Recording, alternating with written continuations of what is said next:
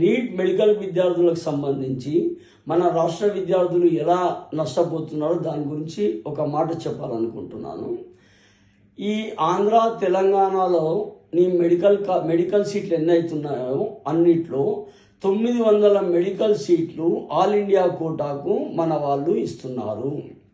అదే మన దేశంలో అతిపెద్ద రాజ్యాలైన యూపీ అండ్ బీహార్లో వారు 600 సీట్లు మాత్రమే ఆల్ ఇండియా మెడికల్ కోటాకు ఇస్తున్నారు.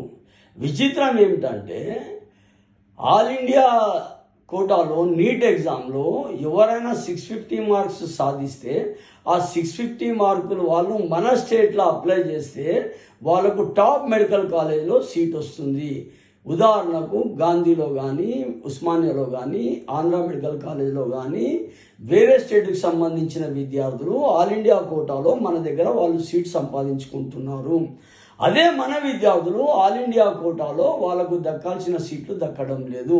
మనం ఇస్తున్నది ఎక్కువ, మన విద్యార్థులు తీసుకుంటున్నది తక్కువ. దీనివలన మన విద్యార్థులు చాలా నష్టపోతున్నారు.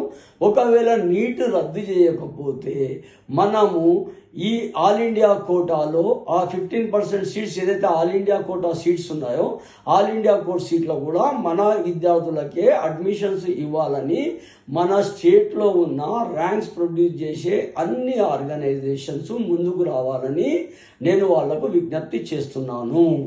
Thank you very much.